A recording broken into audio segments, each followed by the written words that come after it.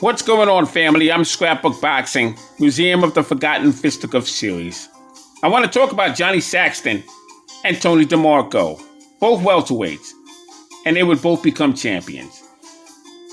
Now, Tony Demarco's name was Leo Liotta. He was known as the Boston Bomber.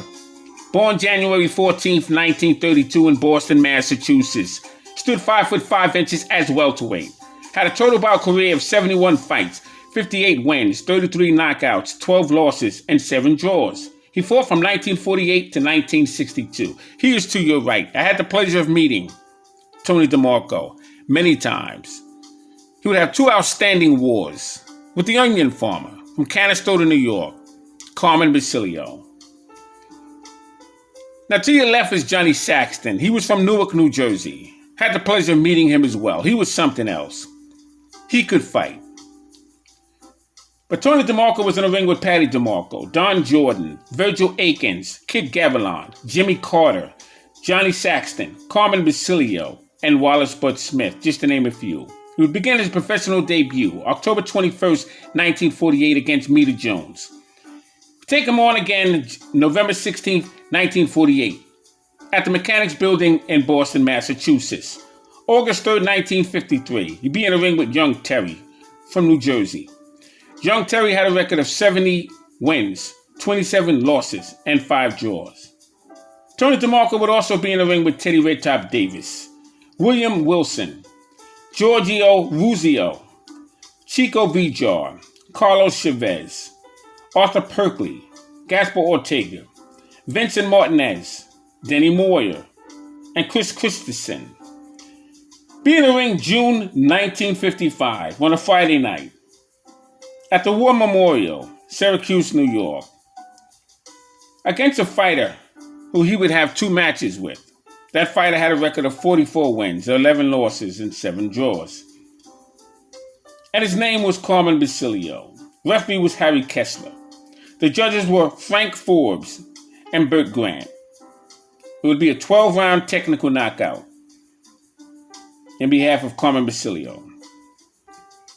Second time you would meet him would be on a Wednesday night, November 30th, 1955. This fight would be in Boston Garden, Boston, Massachusetts. And the fighter had a record of 47 wins, 11 losses, and 7 draws. Once again, that fighter's name was Carmen Basilio. The referee was Mel Manning, and the judge was Joe Santiago and Joe Shapiro. It was in front of 13,373 screaming fight fans. And I gotta tell you, that was some fight. But Tony Demarco's fight with Johnny Saxton took place on a Friday night, April 1st, 1955, Boston Garden. Saxton had a record of 46 wins, 3 losses, and 2 draws. Referee was Mel Manning. And the judge was Tom McNeely Sr. Now, Tom McNeely Sr. was the father of Tom McNeely, who was in the ring with Mike Tyson in his first comeback. That was just a pet peeve. Johnny Saxton was something else. Let's learn about him. He was born July 4th, 1930 in Newark, New Jersey. He died October 4th, 2008. He was 78 years of age at the time of his death, and he would reside in Newark, New Jersey. He stood 5'9", had a 71-inch reach. He was a welterweight with a total bout career of 66 fights, 55 wins, 21 knockouts, 9 losses, and he was stopped 5 times with 2 draws. He'd be in the ring with fighters such as Kid Gavilan, Tony Demarco, Carmen Basilio. He was known as the Honey Bear, and the Honey Bear's name was Johnny Bratton. Began his professional debut May 9th, 1949, against Jimmy Swang. Jimmy Swang had a record of 10 wins, 8 losses, and 2 draws in Philadelphia, Pennsylvania. February 10th, 1950, be in the ring with Charlie Salis. He had a record of 76 wins, 23 losses, 11 draws, and the fight would take place in New York's Madison Square Garden. Johnny Saxton would defeat him in 10 rounds. April 21st, 1950, be in the ring with Joe Maselli. Maselli had a record of 26 wins, 6 losses, and 2 draws. Fought him at the St. Nicholas Arena, and he would defeat him in 10 rounds as well. September 22nd, 1950. He'd be in the ring with Tony Pallone.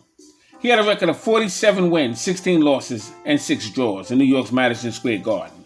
March 14th, 1952. He would take on Lester Felton. Felton had a record of 48 wins, 7 losses, 3 draws, New York's Madison Square Garden. June 4th, 1952. Saxton would be in the ring with Luther Rawlings. Rawlings had a record of 30 wins, 8 losses, 3 draws, and he fought him at the Chicago Stadium in Illinois. July 30th, 1952. Saxton would be in the ring with Virgil Akins. Akins had a record of 23 wins, 8 losses, fought him at the Chicago Stadium. October 3rd, 1952. Ralph Tiger Jones. Jones had a record of 22 wins, 4 losses, and 2 draws, fought him at the St. Nicholas Arena. Ralph Tiger Jones is from Yonkers, New York. Now, all these fighters were top 10 caliber fighters. Virgil Akins would become the welterweight champion, but he would lose to Don Jordan. Now, Del Flanagan and Charlie Williams, Gil Turner, Danny Bang Bang Wapner, Mario Trigo, Roman Fuentes, Danny Moyer would be victims of Johnny Saxton. And I wanted to mention this fight between these two men because both men, very underrated, and I respect them both. I'm Scrapbook Boxing, Museum of the Forgotten Fisticuffs series. All great fights and all great fighters will never be forgotten on my channel. Thanks for watching. Explosive fighters in the welterweight division, Johnny Saxton and Tony Demarco.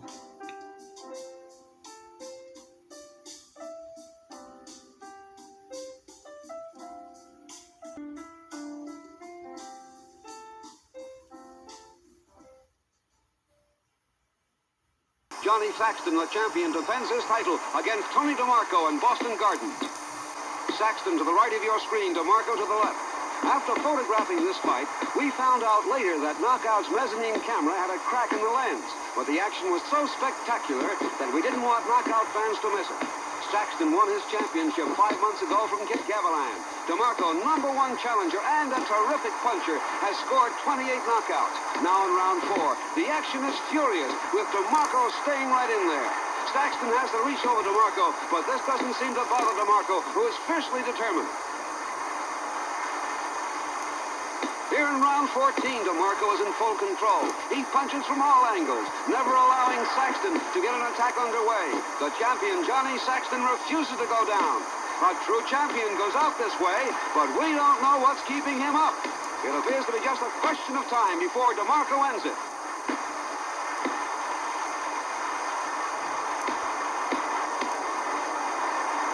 Demarco finally puts the champion down.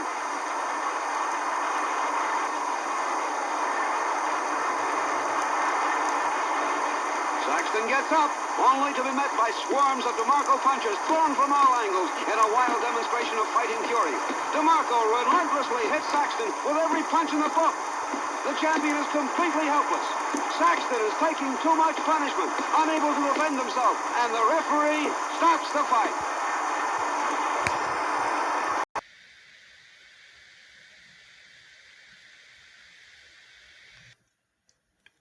Now, Tony Demarco, he wasn't your textbook fighter. He was a brawler. But he could throw hands. And we proved that against Carmen Basilio and Johnny Saxton and many others. So it was a pleasure meeting Tony Demarco. He told me a lot of great stories about the 40s and the 50s. Told me a lot about the mob stories and times where he was approached to take dives, as many of them were.